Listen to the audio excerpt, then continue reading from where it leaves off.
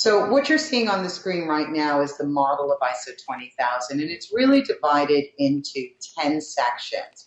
The first section is the management system, the requirements for management to demonstrate their responsibility and their engagement in service management. It also includes the requirements for documentation and the requirements for staff competence, their awareness, and their training.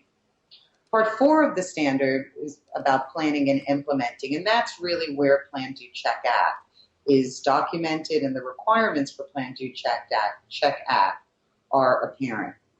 Section 5 is planning new services. So before we actually move into change management, there is a requirement at a higher level that new or changed services are planned, that they're resourced, and that the appropriate level of policy and objectives is defined before the individual processes are engaged.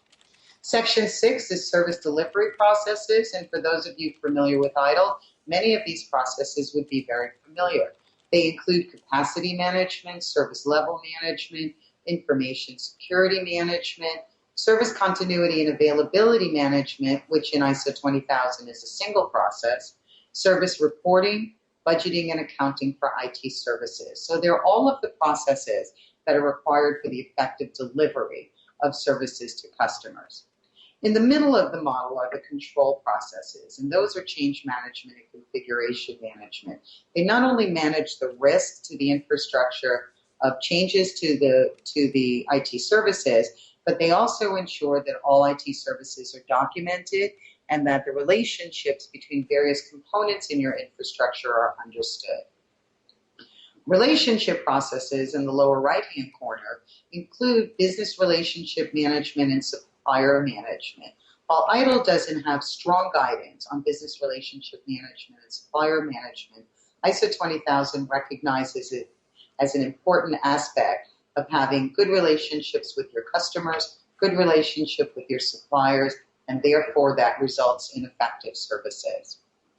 In the middle of the model, under Section 8, are the resolution processes, and that's incident management and problem management.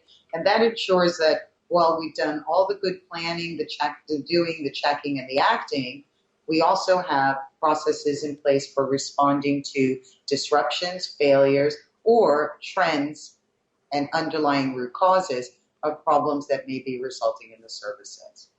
And then finally, there's the release processes. And within the release processes is only one, and that's release management.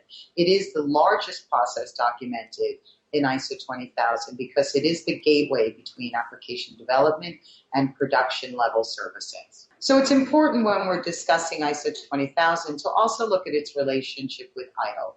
ITIL is a framework for defining and improving service management processes.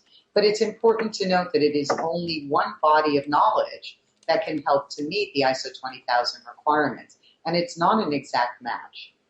ITIL is not auditable or prescriptive, so the term ITIL compliant really doesn't exist because ITIL does not provide the benchmarks or the detailed prescriptive guidance against which to audit.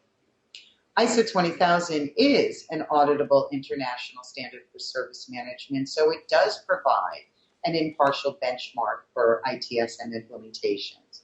It also requires that documentation is improved because evidence of intentions and activities in the form of documents and records are required. Together, ITIL and ISO 20000 ensure that an organization has a sustainable program of continual service improvement.